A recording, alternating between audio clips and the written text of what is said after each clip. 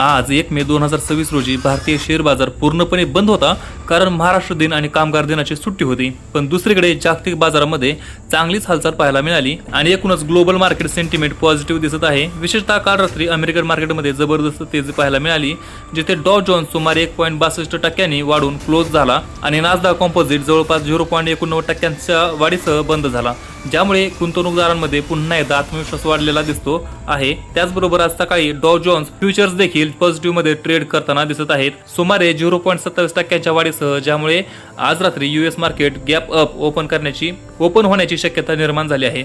मात्र नासडॅक फ्युचर्स थोडेसे कमकुवत दिसत आहेत, सुमारे 0.20% घसरणीसह. त्यामुळे टेक सेक्टरमध्ये थोडीशी अनिश्चितता अजूनही कायम आहे आणि त्याची ओपनिंग कशी होते हे पाहणं महत्त्वाचं ठरणार आहे. आता गिफ्ट निफ्टीकडे लक्ष दिलं तर काल रात्री यूएस मार्केटमध्ये आलेल्या रिकव्हरीनंतर गिफ्ट निफ्टीमध्ये जोरदार तेजी पाहायला मिळाली आणि तो 24,350च्या लेव्हलपर्यंत पोहोचला होता. मात्र आज सकाळी थोडासा प्रॉफिट बुकिंग दिसून आला आणि तो सध्या सुमारे 24,205च्या आसपास ट्रेड करत आहे. तरीही तो कालच्या निफ्टी क्लोजअपपेक्षा जवळपास 200 पॉईंट्सने वर आहे, म्हणजेच भारतीय बाजारासाठी सुरुवातीचे सेकंद अजूनही मजबूत मानले जाऊ शकतात. एशियन मार्केट्स बद्दल बोलायचं झालं तर आज काही प्रमुख बाजार बंद होते, जसे की चीन, हाँगकाँग, दक्षिण कोरिया, तैवान आणि भारत. पण जपानचा बाजार उघडा होता आणि तो पॉझिटिव्ह मध्ये क्लोज झाला. तसेच ऑस्ट्रेलिया आणि न्यूझीलंडचे मार्केटचे देखील उघडे होते आणि तिथेही सकारात्मक क्लोजिंग दिसली. त्यामुळे एकूणच एशिया पॅसिफिक क्षेत्रामध्ये आजचा दिवस चांगला गेला असं म्हणायला हरकत नाही. आता कमोडिटी मार्केटकडे पाहिलं तर क्रूड ऑइल मध्ये मोठी घसरण दिसून आली आहे. काही दिवसापूर्वी $126 प्रति लिटर पर्यंत गेलेला ऑइल आता सुमारे $101च्या आसपास आला आहे आणि घसरण इकॉनॉमीसाठी आणि विशेषतः भारतासारख्या ऑइल इम्पोर्ट करणाऱ्या देशांसाठी खूपच पॉझिटिव्ह मानली जाते, कारण त्यामुळे इन्फ्लेशनचा दबाव कमी होऊ शकतो. दुसरीकडे गोल्ड आणि सिल्वरमध्ये फारसा बदल दिसत नाही. तर मित्रा, तुम्हाला असं वाटतं का की व्हिडिओ जरा फास्ट होतोय? तर कमेंटमध्ये नक्कीच सांगा. जर फास्ट वाटत असेल तर आपण स्लो व्हिडिओज बनवून जाऊ उद्यापासून. त्यामुळे आता सांगा जर फास्ट वाटत असेल तर, आणि चॅनलला सबस्क्राईब नसेल केलं तर करून घ्या. व्हिडिओ कसा वाटतोय ते देखील सांगा आणि जर फास्ट असेल तर एक कमेंट नक्की करा. मी तुमच्यासाठी आणखी एक म्हणजे सुधारणा करेन व्हिडिओमध्ये. त्याचबरोबर मित्रा, ते सध्या स्थिर ट्रेड करत आहे आणि करन्सी मार्केटमध्ये रुपयांमध्येही मोठी हालचाल नाही. काल थोडी कमजोरी दिसली होती, पण सध्या तो स्थिर दिसतो. आता जिओ पॉलिटिकल परिस्थितीकडे लक्ष दिलं तर इथे अजूनही अनिश्चितता कायम आहे. एका बाजूला यूएस कडून शांततेचे संकेत दिले जात आहेत आणि त्यांनी स्पष्ट केलं आहे की ते सध्या इराणसोबत थेट युद्धामध्ये नाहीत आणि ते परिस्थिती नियंत्रणामध्ये ठेवण्याचा प्रयत्न करत आहेत. पण दुसऱ्या बाजूला यूएस कडून लष्करी तयारी देखील सुरू असल्याच्या बातम्या येत आहेत आणि मोठ्या प्रमाणावर शस्त्रसामग्री इस्रायलला पाठवली गेल्याचं सांगितलं जात आहे. तसेच इराणवर स्ट्राईक करण्याचे प्लॅन्स तयार ठेवले गेले असल्याची ही माहिती समोर येत आहे. यावर इराणनेही कडक प्रतिक्रिया दिली आहे आणि स्पष्ट इशारा दिला आहे की जर यूएस कडून कोणतीही लष्करी कारवाई झाली तर ते जोरदार प्रत्युत्तर देतील.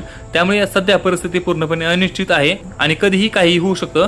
मार्केटच्या दृष्टीने ही अनिश्चितता खूप महत्त्वाची आहे, कारण अशा परिस्थितीमध्ये अचानक व्हॉलेटिलिटी वाढू शकते. मात्र सध्या भारतीय बाजार 2 दिवस बंद असल्यामुळे गुंतवणूकदारांना थोडा वेळ मिळाला आहे आणि सोमवारपर्यंत परिस्थिती कशी बदलते हे पाहणं खूप महत्त्वाचं ठरणार आहे. आता तांत्रिक विश्लेषणाबद्दल बोलायचं झालं तर काही तज्ज्ञांच्या मते निफ्टी पुढील आठवड्यामध्ये 23,700चा सपोर्ट लेवल डिपेंड करू शकतो आणि जर हा लेवल टिकला तर पुन्हा एकदा अपसाइड मुवमेंट पाहायला मिळू शकते. दुसरीकडे सोमवारचा दिवस आणखी एका कारणामुळे महत्त्वाचा ठरणार आहे आणि तो म्हणजे पश्चिम बंगालमधील निवडणुकीचे निकाल, कारण या निवडणुकीचा निकाल मार्केट सेंटिमेंटवर थेट परिणाम करू शकतो आणि यावेळी निकाल थोडा अनिश्चित मानला जात असल्यामुळे मार्केटमध्ये त्याचा इम्पॅक्ट दिसू शकतो.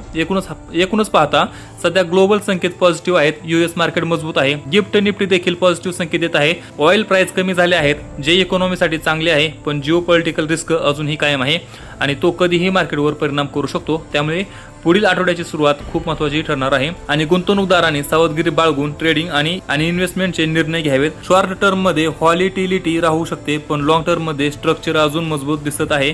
त्यामुळे घाबरून निर्णय घेण्यापेक्षा योग्य लेवल्सवर स्ट्रॅटेजी बनवणं अधिक फायदेशीर ठरेल.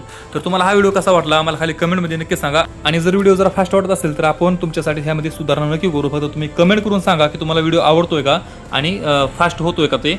त्याच्यानुसार आपण व्हिडिओमध्ये सुधारणा नक्की करू आणि दिवसाला एक आपण मार्केटचा व्हिडिओ आपल्या चॅनलवरती रोज अपलोड करणार आहे. त्यामुळे जर तुमची इच्छा असेल की आपण रोज एक अपडेट मार्केटबद्दल द्यावी तर ते देखील खाली कमेंटमध्ये नक्की सांगा. त्याचबरोबर तुमचे काय प्रश्न असतील व्हिडिओ संदर्भात किंवा मार्केट संदर्भात तर ते देखील आम्हाला तुम्ही विचारू शकता. आम्ही तुमच्या प्रश्नाचे उत्तर नक्की देऊ. त्याचबरोबर जर व्हिडिओ आवडला असेल तर व्हिडिओला एक लाईक करा. नसेल आवडला तर बिनधास्त डिसलाईक करा, काय हरकत नाही. आणि जर आवडला असेल तर लाईक करा. त्याचबरोबर चॅनल सबस्क्राईब करा आणि त्याचबरोबर काय प्रश्न असतील तर ते कमेंटमध्ये नक्की विचारा. आपण भेटूया पुढच्या व्हिडिओमध्ये. तोपर्यंत जय हिंद, जय महाराष्ट्र.